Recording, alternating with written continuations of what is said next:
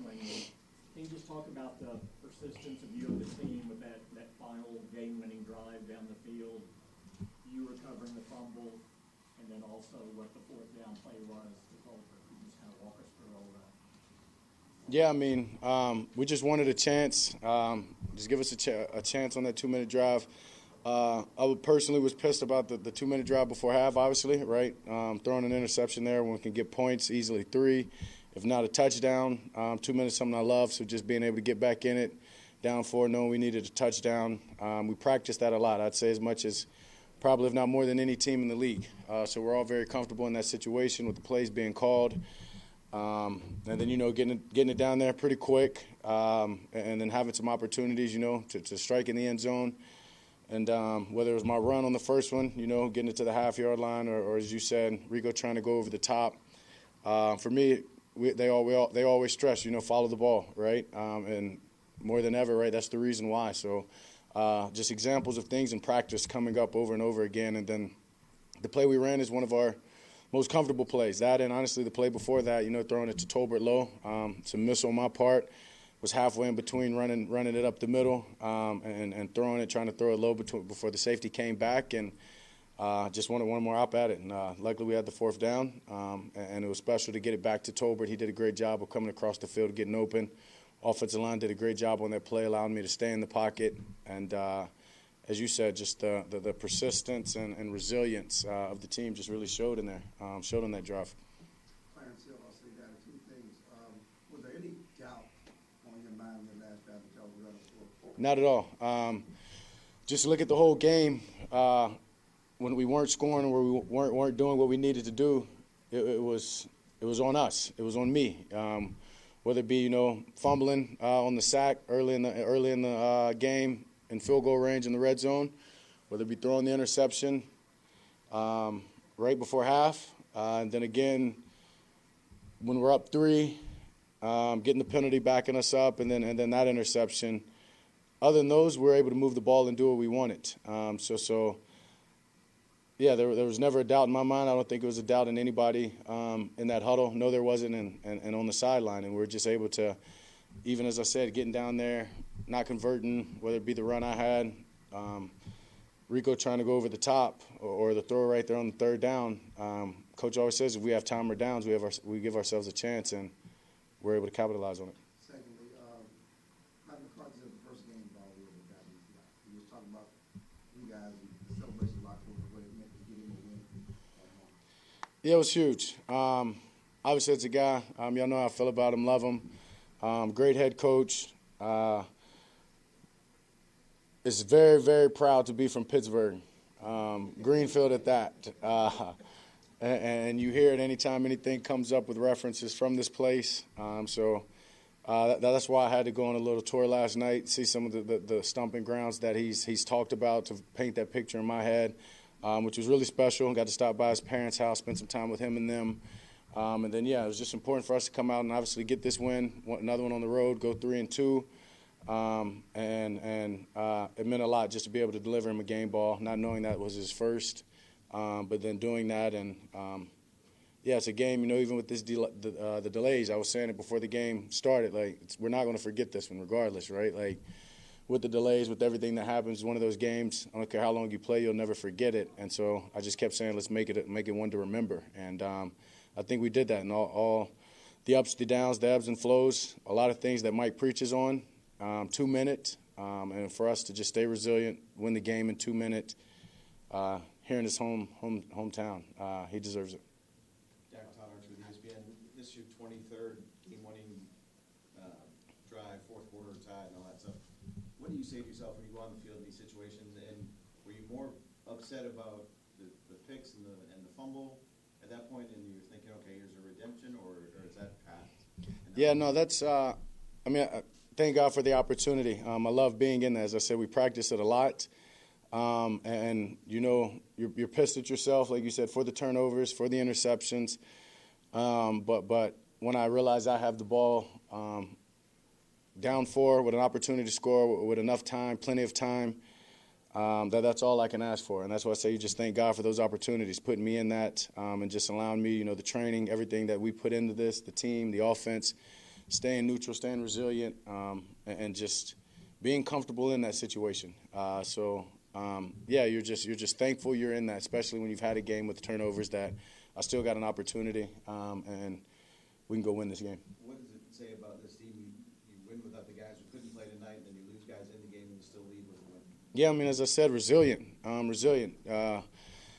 Eric Kendricks mentioned it this morning in a team meeting. This is how the NFL is made, guys, having to step up. A lot of guys, including myself, this is how we've gotten our jobs and created a name for ourselves, is stepping up when someone goes down. So for guys not to shy away from that opportunity, not to think that this is bigger than it is, they're prepared for it. We've got confidence in them around them, and whether it be the guys that played more than they have from the beginning of the game, or as you said, that had to come in the game throughout the different injuries. Proud of each and every one of these guys who played and fought and withstood that delay. I mean, that's adversity in itself before we even get out there. It was a fun game, impressive game. John Michaud with The Athletic. What do you think it's been in the second half with you and CD not being able to maybe produce as much as you have in other quarters and in games in the past? Is it just because you're going to look for the most advantageous open wide receiver and they're shading coverage towards him, or is there anything that stands out to you? Yeah, you nailed it right there. I'm going through my reads. Simple as that. Whether it's the beginning of the game, later in the game, whatever it is, I'm going through my reads, trusting my process, and credit to the defenses that we're playing. And it goes into what me and CD have been able to do, that especially when you get in the game and you start off hot, whether they're changing their game plan or they go to something a little quicker that says, okay, they're trying to attack with me and CD. They do a good job of, bringing another guy to them. If you look at it all night, if they're in single high, the guy was leaned towards CD's side from the beginning. So other guys have to step up, and that's what they're able to do, and that's why the passing game worked, whether it be Ferg, whether it be Tolbert. It's credit to the other guys, and CD understands that. He obviously wants the ball. We all want the ball. That's being in this league and being the natural competitors we are and having the standard that we do. But he understands when we get in that position, he's got to go take two of them out. He's got to go do his job and be there for those other guys to get them open. And they did a good job of making the plays tonight when it came their way. Calvin Watkins, Dallas, who's the difference tonight with Rico and the running game didn't go in the way you wanted to? Just up front, obviously I've got to look at the tape. But I'd say he was patient. All the backs were patient, pressing the hole, trusting the linemen to get up to the next level, and then making cuts, and just great balance, being able to, run the ball, pass the ball, keep them off balance, and keeping the defense, keeping the defense off balance.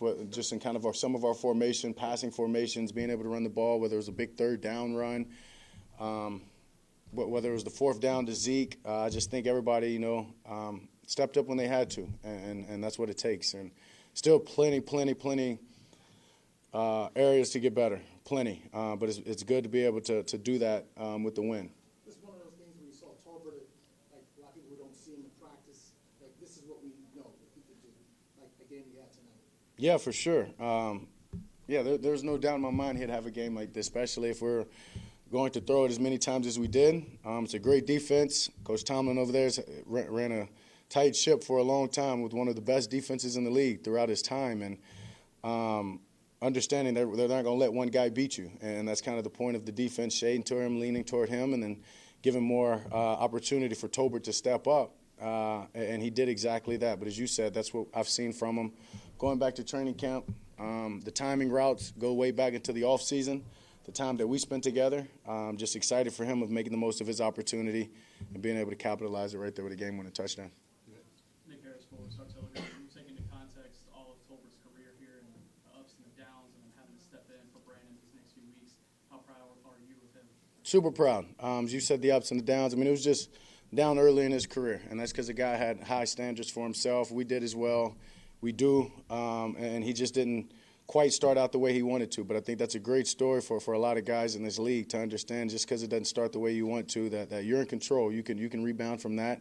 He went in that offseason. As you said, Brandon wasn't here, but Brandon is a key factor to his success. And I joked when he finished with the media, said I'm surprised he hadn't called Brandon already. That's what that guy means to him. He's a role model. He shows him the ropes, continues to do that. As I said, the time that I was able to spend with just Tolbert throughout the offseason, if I called, I sent a text, said, hey, I'm throwing at this time.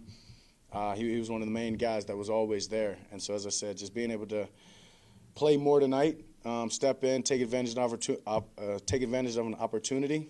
I had no doubt that this was he was going to do, what he's capable of doing, and he can continue to get better, and I'm going to push him and make sure that he does. And what did you guys get into with the McCarthys last night? I just had a couple waters, unfortunately. Wish we could go back there tonight, you know. No dominoes or anything like that? Uh-huh. No dominoes or anything? No, it was a quiet night. I'm sure the place was rocking tonight during the game, though.